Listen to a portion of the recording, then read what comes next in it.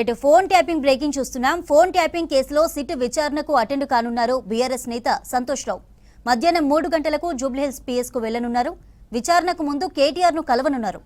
ఆ తర్వాతే విచారణకు వెళ్లనున్నారు.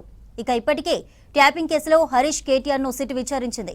ఇక సంతోష్ రావు విచారణ తర్వాత నెక్స్ట్ ఎవరికి నోటీసులు అనే దానిపై సర్వత్రా ఆసక్తి నెలకొంది. రైట్ అప్డేట్స్ శ్రీనివాస్ లైవ్ ద్వారా అందిస్తారు. శ్రీనివాస్, సాయంత్రం సంతోష్ రావును సిట్ విచారించనుంది. మరేంటి లేటెస్ట్ అప్డేట్స్? 3 గంటలకు సిట్ విచారణకు మాజీ ఎంపీ బీఆర్ఎస్ నేత సంతోష్ రావు హాజరు కాబోతున్నారంటే దానికంటే ముందుగానే ఇప్పుడు నందినగర్కి వస్తారు. నందినగర్లో కేసీఆర్ ఇల్లు ఉంది కదా, కేసీఆర్ ఇంట్లో కేటీఆర్ని కలుస్తారు. కేటీఆర్ని కలిసిన తర్వాత వాళ్ళందరూ కూడా చర్చించుకొని, ఎందుకంటే ఇప్పటికే హరీష్ రావు సిట్ విచారణకు వెళ్ళొచ్చారు, అట్లనే కేటీఆర్ కూడా 3 రోజుల క్రితం సిట్ విచారణకు హాజరై వచ్చారు.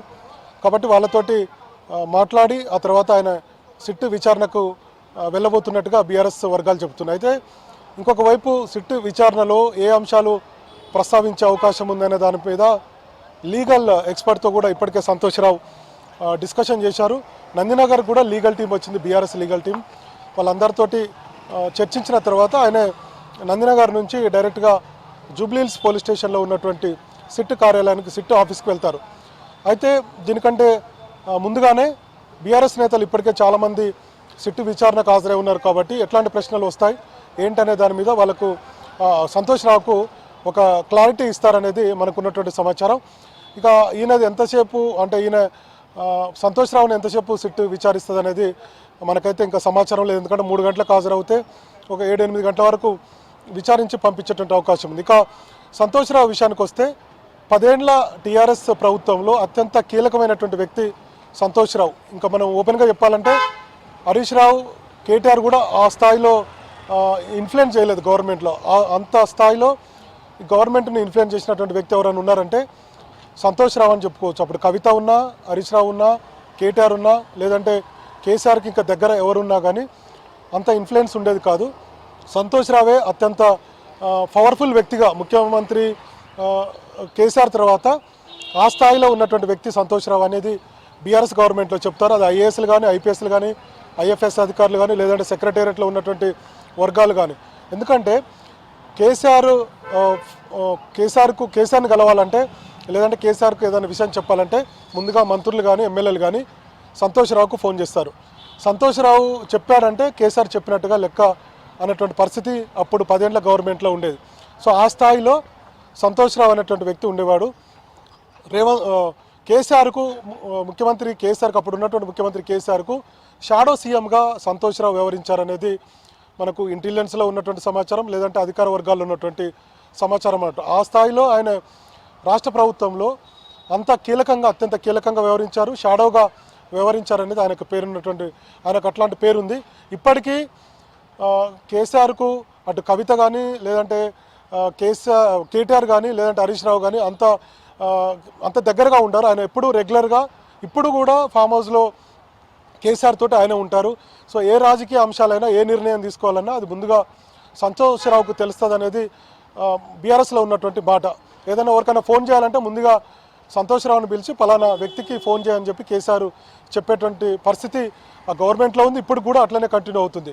సో కాబట్టి అత్యంత సన్నిహితుడు కేసీఆర్కు ఉన్నటువంటి వ్యక్తి సంతోష్ రావు. కాబట్టి ఇప్పుడు నోటీసులు సంతోష్ రావుకి వచ్చాయంటే కేసీఆర్కే వచ్చినట్టు లెక్క అనేది బీఆర్ఎస్లో ఉన్నటువంటి అట్లా అందరూ నాయకులు మాట్లాడుకున్నటువంటి పరిస్థితి. ఇప్పుడు నెక్స్ట్ మరి కేసీఆర్కు ఇవ్వబోతున్నారు. ఎందుకంటే సంతోష్ రావుకి నోటీసులు ఇచ్చారంటే రాష్ట్ర ప్రభుత్వంలో 10 ఏళ్ల పాటు ఆయన అత్యంత కీలకంగా వ్యవహరించినటువంటి వ్యక్తి. ఆ ఫోన్ ట్యాపింగ్ వ్యవహారం కావచ్చు, లేదంటే ఒక ఐపీఎస్ని ట్రాన్స్ఫర్ చేయాలన్నా, ఐఏఎస్ని ట్రాన్స్ఫర్ చేయాలన్నా, ఒక నాయకుడిని పక్కన పెట్టాలన్నా, ఒక నాయకుడిని సస్పెండ్ చేయాలన్నా, ఇంకొక నాయకుడిని లేపాలన్నా, లేదంటే ప్రజల్లో ఉంచాలన్నా, ఏ నిర్ణయాలు తీసుకోవాలన్నా ఆ స్థాయిలో సంతోష్ రావు ఉన్నాడు అనేది బీఆర్ఎస్లో చెప్తున్నటువంటి మాట. కాబట్టి మనందరికీ తెలిసినటువంటి విషయమే సంతోష్ రావు చాలా కీలకంగా ఉంటారు. మరి సంతోష్ రావుకు నోటీసులు ఇచ్చారంటే చాలా అంశాలు బయటకు వస్తాయనేది సిట్లో జరుగుతున్నటువంటి చర్చ. బయట పోలీసు వర్గాల్లో కానీ, రాజకీయ పక్షాలు అటు కాంగ్రెస్ కానీ, బీజేపీ కానీ, మిగతా ప్రజా సంఘాల్లో కానీ ఈ చర్చ ఉంది.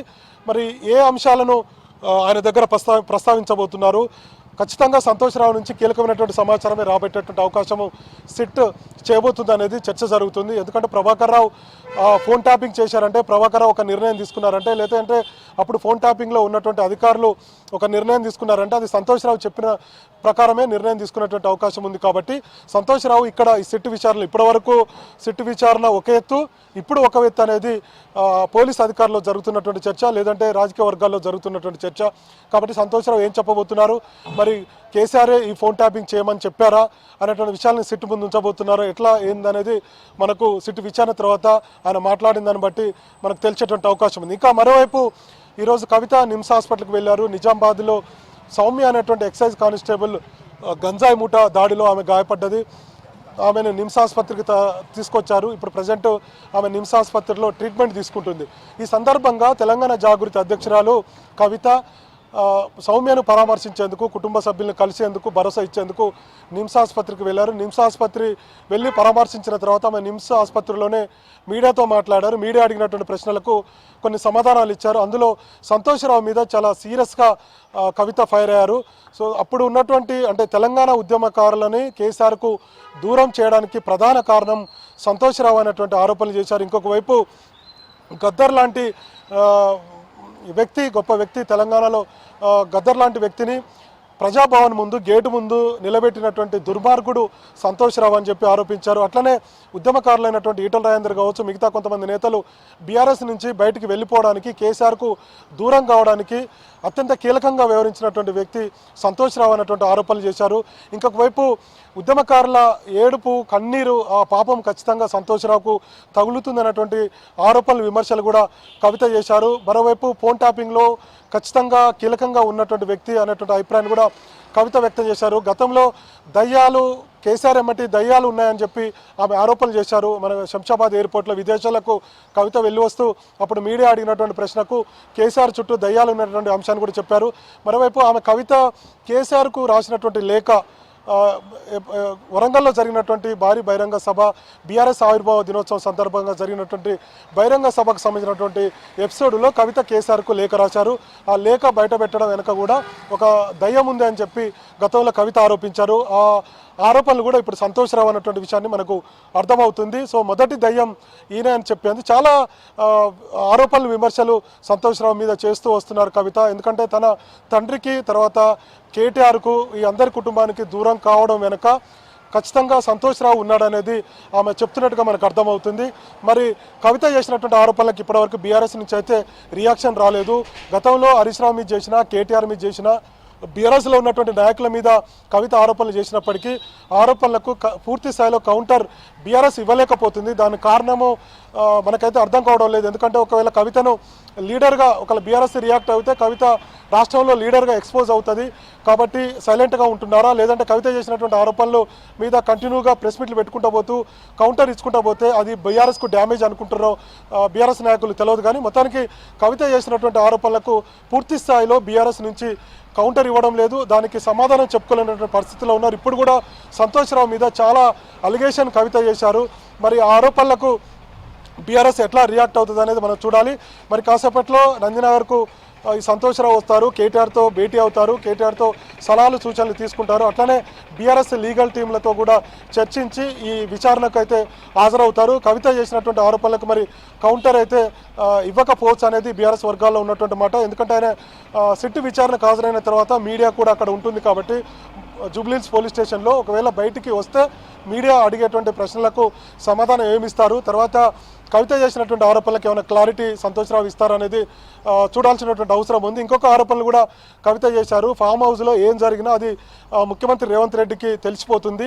కేసీఆర్ సగం ఇడ్లీ తిన్నారా, పూర్తి స్థాయిలో ఇడ్లీ తిన్నారా, కేసీఆర్ ఏం టిఫిన్ చేశారు అనేటువంటి విషయాలన్నీ కూడా మొత్తం కూడా రాష్ట్ర ప్రభుత్వానికి తెలుస్తుందంటే అది దాని వెనుక సంతోష్ రావు అని చెప్తున్నారు కవిత. మరోవైపు కేటీఆర్ కానీ హరీష్ రావు కానీ సంతోష్కి ఎందుకు అంత ప్రయారిటీ ఇస్తున్నారో అర్థం కావడం లేదనేది కవిత ఆరోపణలు చేశారు.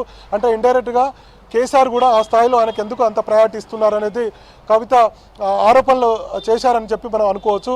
సో మొత్తానికి 10 ఏళ్ల పాలనలో అత్యంత కీలకంగా వ్యవహరించినటువంటి వ్యక్తి సంతోష్ రావు కేసీఆర్కు షాడోగా ఉన్నారు. ఆయనకు అత్యంత సన్నిహితంగా ఉన్నారు. కుటుంబ సభ్యుల్లో అంటే ముఖ్యంగా కేటీఆర్ కానీ హరీష్ రావు కానీ కవిత కూడా ఆ స్థాయిలో ప్రభుత్వంలో ఇన్వాల్వ్ కాలేదనేది బీఆర్ఎస్ వర్గాల్లో చాలామంది చెప్తూ వస్తుంటారు. టికెట్ ఇవ్వాలన్నా, టికెట్ వద్దని చెప్పాలనుకున్నా, లేదంటే ఒక ఐఏఎస్ని ఇందాక మనం చెప్పినట్టుగా ఒక ఐఏఎస్ను ట్రాన్స్ఫర్ చేయాలన్నా, ఐపీఎస్ను ట్రాన్స్ఫర్ చేయాలన్నా, ఒక డిపార్ట్మెంట్కి ఆయనకి ఇవ్వాలన్నా, ప్రభుత్వంలో ఏ నిర్ణయం తీసుకోవాలన్నా ముఖ్యమంత్రి కార్యాలయంలో అత్యంత బలమైనటువంటి శక్తిగా మొత్తం రాజకీయాలను శాసించాలన్నా ఆ టైంలో రేవంత్ రెడ్డి ఇంటి మీద దాడి కావచ్చు, లేదంటే అప్పుడు జరిగినటువంటి వ్యవహారాలు కావచ్చు, లేదంటే మిగతా బీజేపీలకు సంబంధించినటువంటి నాయకుల బండి సంజయ్ల అరెస్టులు కావచ్చు, ఇవన్నీ కూడా దగ్గరుండి సంతోష్ రావే చేయించాడనేది బీఆర్ఎస్లో జరుగుతున్నటువంటి చర్చ, రాజకీయ వర్గాల్లో కూడా జరుగుతున్నటువంటి చర్చ.